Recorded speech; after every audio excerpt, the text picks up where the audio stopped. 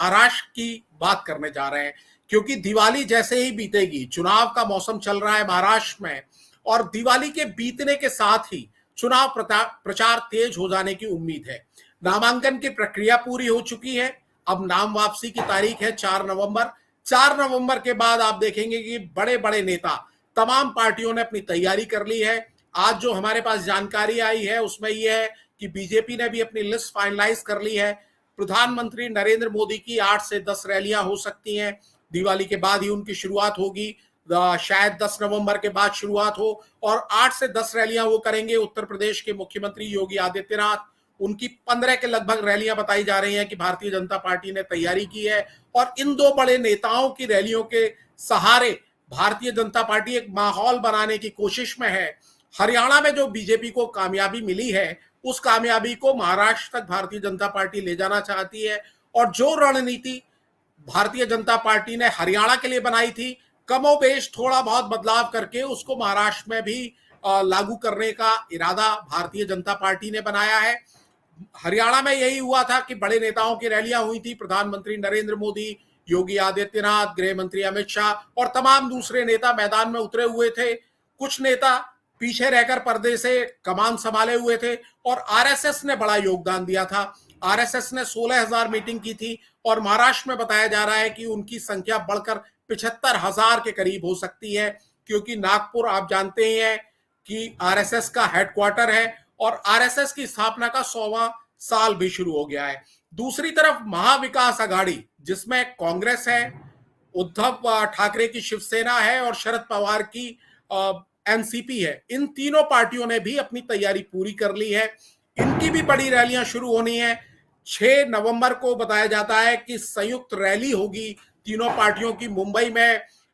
मुंबई के बांद्रा कुर्ला कॉम्प्लेक्स में वो मीटिंग होगी, जहां पर अपनी गारंटियों का ऐलान तीनों पार्टियां करेंगी।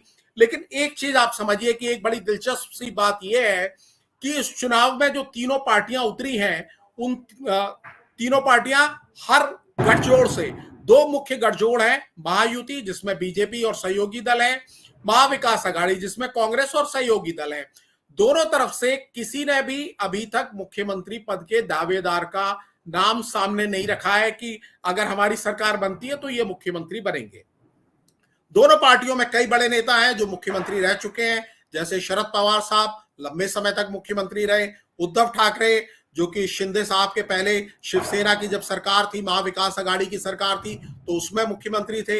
एकनाथ शिंदे खुद मुख्यमंत्री हैं। अभी जो डिप्टी सीएम है देवेंद्र फडणवीस, वो भी मुख्यमंत्री रह चुके हैं। अब भले डिप्टी सीएम है, लेकिन 5 साल मुख्यमंत्री रहकर वो सरकार चला चुके हैं।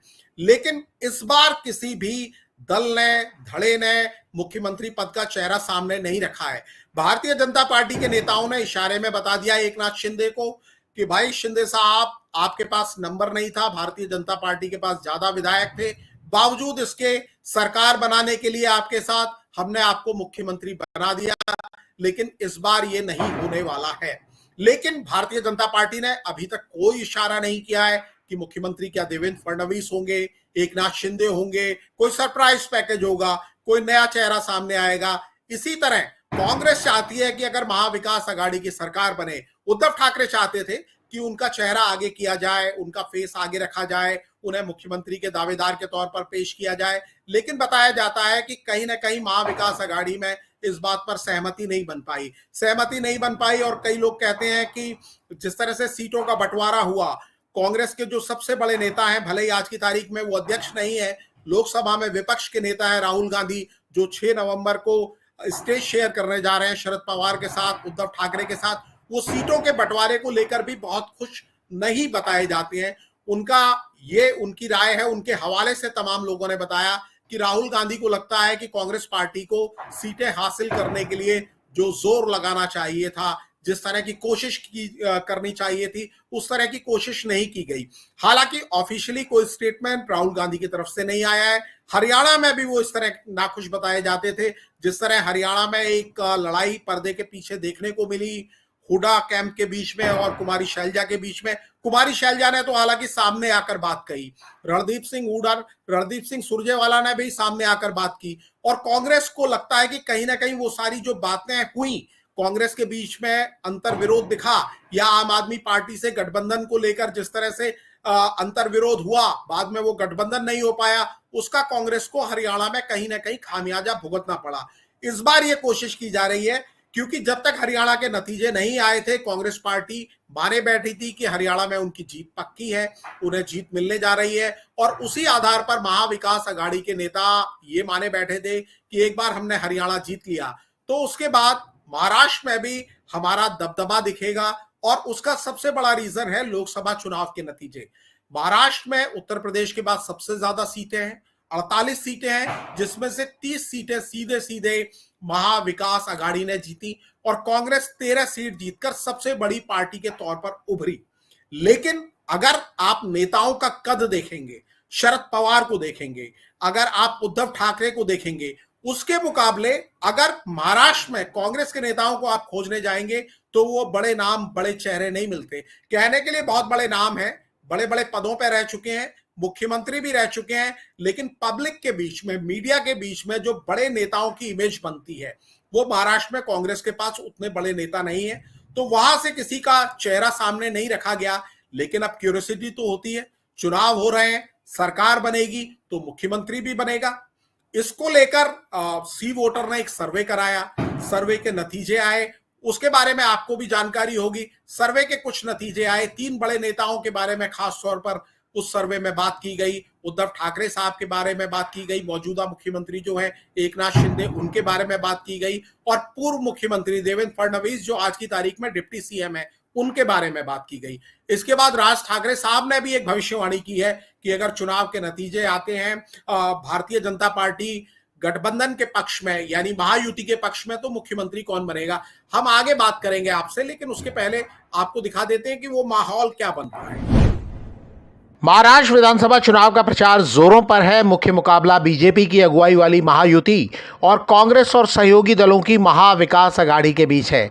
दोनों गठबंधनों में से किसी ने मुख्यमंत्री पद के उम्मीदवार का चेहरा सामने नहीं रखा है, लेकिन लोगों की पसंद जानने के लिए सी वोटर ने एक सर्वे कराया है। सी वोटर के सर्वे के हवाले से दावा किया गया है कि अगले सीएम के तौर पर सबसे ज़्यादा लोगों की पसंद एकनाथ शिंदे के पक्ष में है। 27% से ज़्यादा लोगों ने मौजूदा मुख्यमंत्री शिंदे को सीएम के लिए पहली पसंद बताया है। दूसरे नंबर पर उद्धव ठाकरे हैं। सर्वे के नतीजों के आधार पर दावा किया गया है कि करीब 23% लोग उन्हें सीएम के तौर पर देखना चाहते हैं। वहीं बीजेपी नेता देवेंद्र फडणवीस ठाकरे और शिंदे से काफ़ी पीछे हैं। उन्हें 10.8% लोग ही सीएम देखना चाहते हैं। सी वोटर के मुताबिक सर्वे में 26.4% लोगों ने कोई राय जाहिर नहीं की। महाराष्ट्र के अगले मुख्यमंत्री के तौर पर सी वोटर के सर्वे में एकनाथ शिंदे का नाम सबसे आगे है, लेकिन राज ठाकरे की राय कुछ और है। महाराष्ट्र नवनिर्माण सेना के चीफ राज ठाकरे ने एक चैनल से बातचीत में दावा किया कि चुनाव के बाद देवेंद्र फडणवीस मुख्यमंत्री हो सकते हैं। देवेंद्र फडणवीस बीजेपी के नेता हैं, वो महाराष्ट्र के सीएम रह चुके हैं। मौजूदा सरकार में वो डिप्टी सीएम हैं। राज ठाकरे ने मौजूदा सीएम शिंदे की जमकर आलोचना की। ठाकरे ने दावा किया कि शिंदे को शहर को बेहतर बनाने को लेकर कोई समझ नहीं है।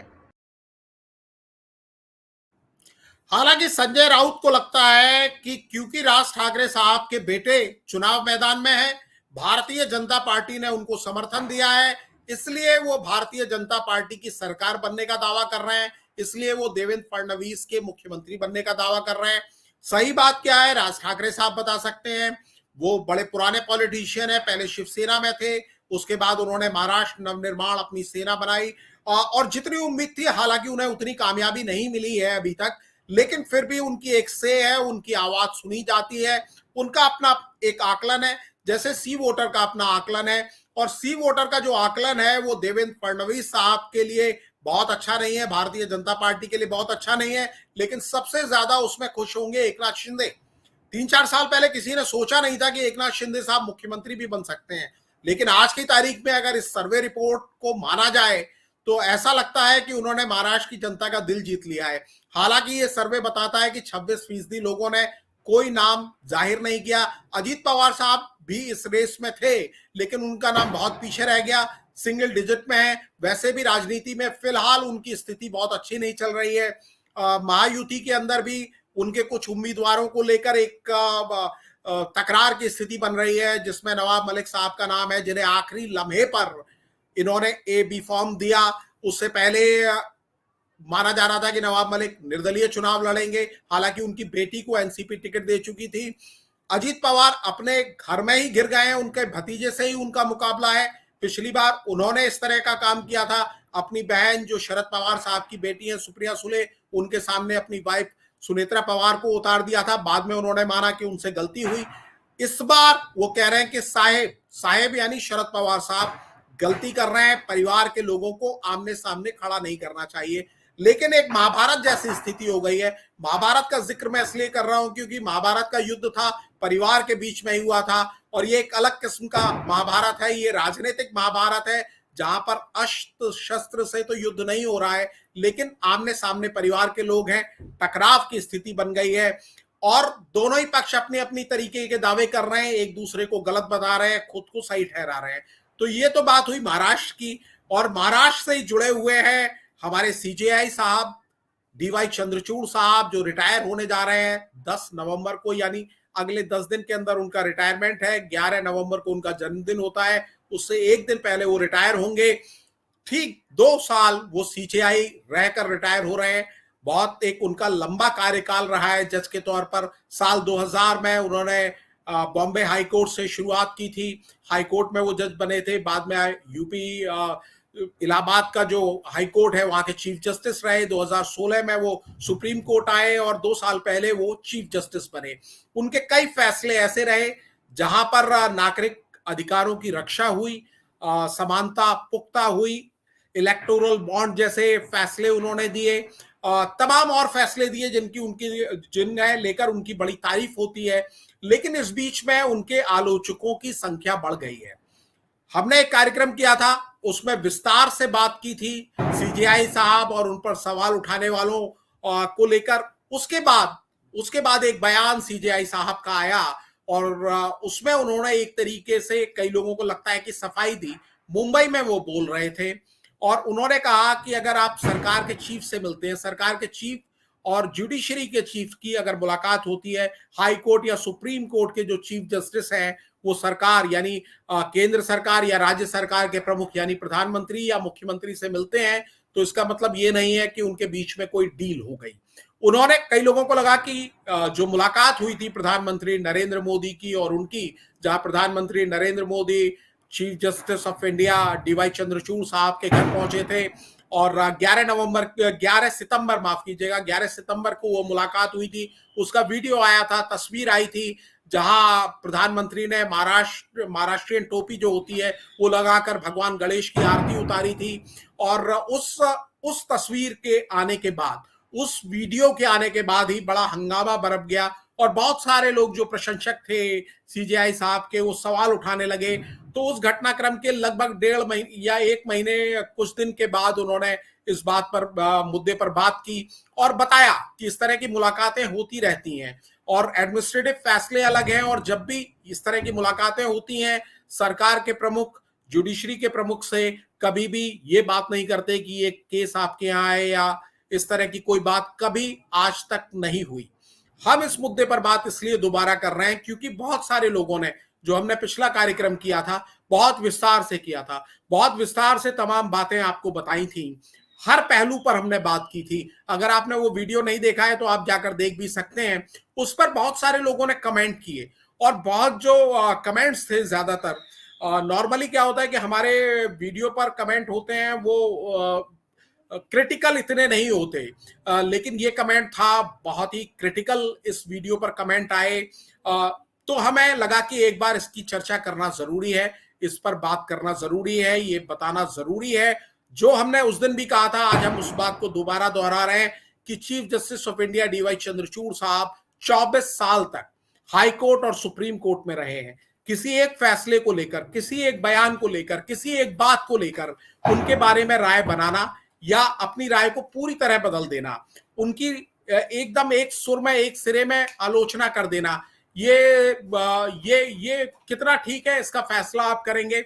हमारा देश और हमारा संविधान सबको बोलने की आजादी देता है, एक अभिव्यक्ति की स्वतंत्रता है। हर किसी के दिल में जो बात है वो राय सामने आनी चाहिए, वो आ भी रही है, हम भी उसका स्वागत करते हैं, सीजेआई साहब भी स्वागत करते हैं। लेकिन कई लोग जो प्रश्न उठा रहे हैं, चाहे वो उमर खालिद को लेकर उठा रहे हैं या दूसरे मुद्दों को लेकर उठा रहे हैं, जो उन्होंने बात राम मंदिर के फैसले को लेकर कही थी उस पर सवाल उठा रहे हैं कि आपने दूसरे फैसलों पर क्या भगवान से पूछा या सवाल किया।